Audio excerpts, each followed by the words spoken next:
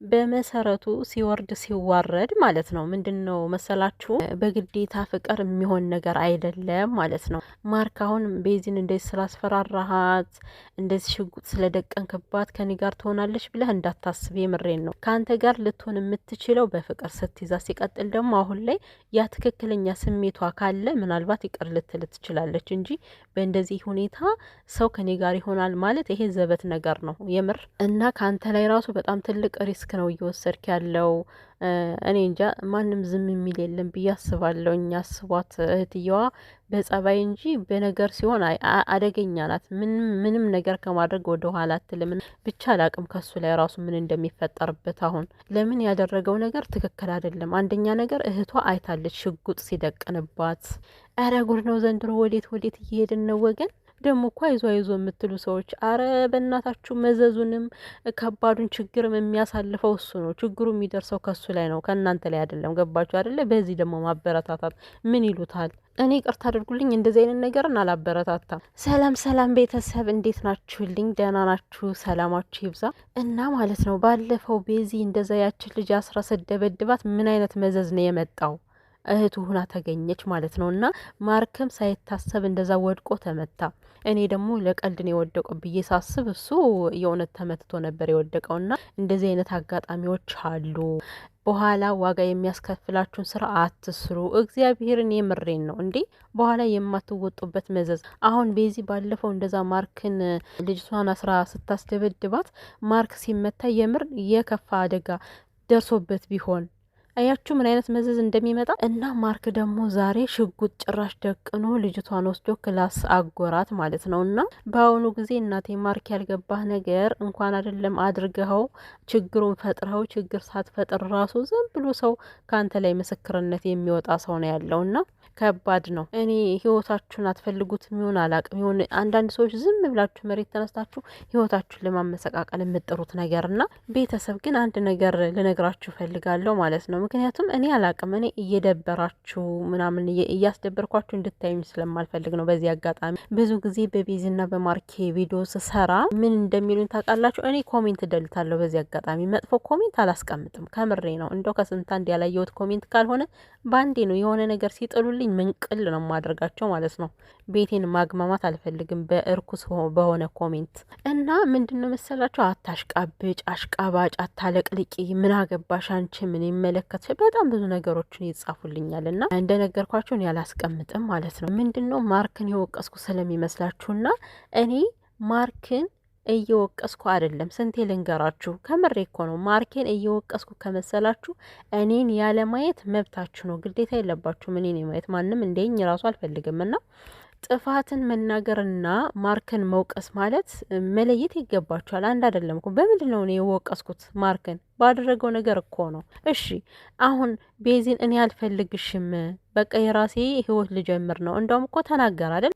በሚስጥር ትቆያለች እስከምንገናኝ ድረስ እኔ እና እሷ ነጻነት ያስፈልገናል፣ በነጻነት መኖር እንችላለን ብሎ የተናገረው እኔ ነኝ ወይስ ማርክ ነው? ያንን ነገር ደግሜ ለምን እንደዚህ ትላለህ ምንድን ነው ብዬ መጠየቁ መናገሩ ይሄ ወቀሳ ነው ለእናንተ?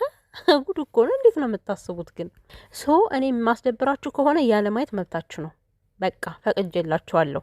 ከዚህ በላይ ግን የሆነ ሰው ሌላ ነገር እንዲናገር አታድርጉ። እግዚአብሔርን ወደዳችሁም ጠላችሁም ማርክ ጥፋት ሲያጠፋ እንቅጩን እየነገርኩት እሄዳለሁ ማለት ነው። ይሄ ደግሞ የራሴ ሀሳብ ነው። እናንተ የተሰማችሁ የራሳችሁን ሀሳብ መስጠት ትችላላችሁ። ግን ማርክን ወክላችሁን ልትናገሩኝ አትችሉም እንዴ? ምንድን ነው የምር በዛ በጣም። እና ማለት ነው እንግዲህ ቤዚ ያው ልታገባ ሲጀመር እኛ እኮ ቸኩለሻል ቤዚዬ፣ ትዳር ቀላል ነው ወይ? እንዴት ነው በዚህ እድሜሽ? እኔማ ተማሪ ናት ሁላ እኮ ብያለሁ። ገና ተማሪ ነች እች ልጅ።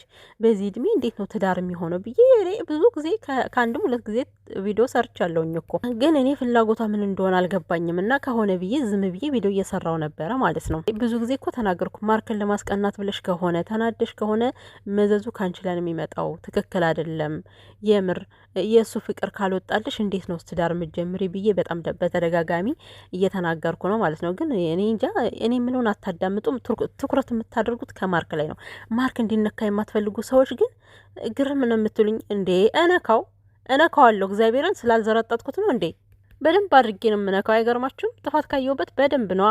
እና ምንድነው ማርክ እንግዲህ አገረሸበትና ማለት ነው። እኔ ግን እውነት ስነግራችሁ አሁንም ራሱ የሆነ የፍቅር አይመስለኝም ማርክ። የምሬ ነው፣ እልክ ይዞታል።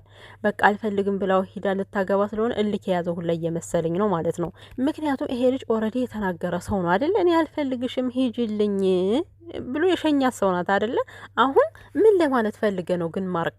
አንተ አልፈልግም ሂጅ በቃ እኔ አልፈልግሽም፣ እኔና አንቺ አብረን ብንቀጥል እንኳን ትዳር ብንይዝ እንኳን መጣላታችን መጨቃጨቃችን አይቀርም ብላት ነበር አይደል እንዴ?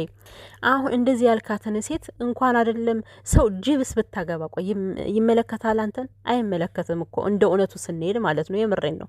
አሁን በእኔ ምክንያት እንደዚህ ተነሳስተሽ ሌላ ሰው እንድታገቢ አልፈልግም ምክንያት አትፍጠር። ይሄ ምክንያት ነው ማርክ፣ የምሬ ልንገርህ ምክንያት ነው።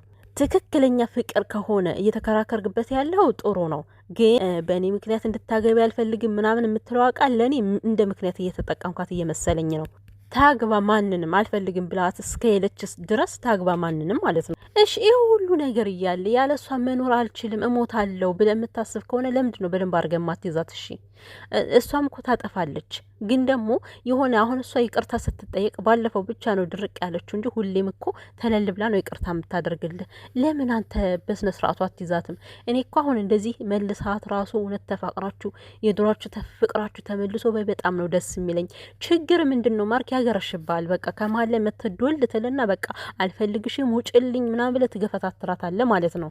ይሄ ነገር ደግሞ ዘላቂነት አይኖረውም። ከምሬ ነው ማርኬ። አንተ አሁን ብዙ ነገሮችን ማስተካከል ይጠበቅብሃል ሲሉ ሰምታ ዶሮ ሞተሽ ከጢስ ገብታሉ። አቤት ብሩክ አለማየሁ እኮ ጨረሳችሁ። በቃ ጠለፋ አስተማራችሁ። አሁን ደግሞ ጠለፋ እያላችሁ ሰክ ሰክ ትላላችሁ አይደል? እንደዛ ከሆነማ አንድ ነገር ልጨምርልን ማርክ፣ የብሩክን ስራ መውሰድ ሳይሆን የምሬን ነው እንደ ብሩክ ሁኑ። ኤግዛክት እንደ ብሩክ ሁኑ። እግዚአብሔርን ብሩኬ ሀይሚን ጠልፎ ቢወስዳትም እንደዚህ አያንገላታትም። በፍቅር ጠብ እርግፍ ብሎ ምን ልሁንልሽ የኔ ቅመም ብሎ እንዴት ነው ቅብጥብጥ አድርጎ የሚይዛት ጀግና ነው። እግዚአብሔርን ወንዶች በሙሉ ከቻላችሁ እንደ ብሩኬ ሁኑ። ኦኬ አሁን ማርክን ስነካ የምትናደዱ ሰዎች በደንብ ተናደዱ ከዚህ በኋላ ማለት ነው።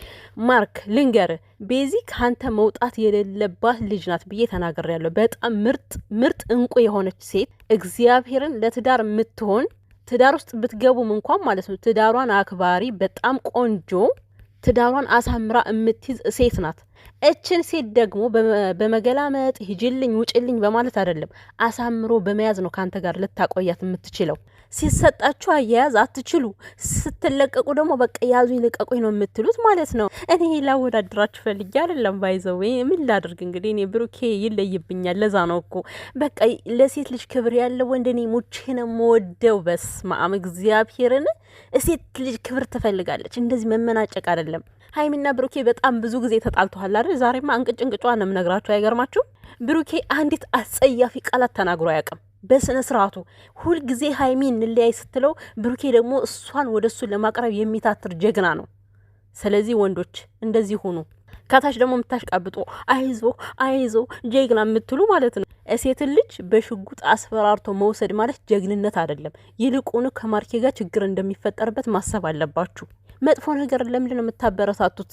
እንደዚህ ስለሆነ አይደለም እኮ ፍቅራችሁ ሊቀጥል የሚችለው። የኔ ወዶች ምን ሆናችሁ ነው? በሰላሙ ጊዜ ማለት ነው ማርኬ ከፍቅሩ ላይ እንዲያተኩር አያያዝ እንዲችልበት ንገሩት። ከደበራችሁ ምንም ማድረግ አልችልም። አትዩኝ ብያቸዋለሁ። ቻው ቻው።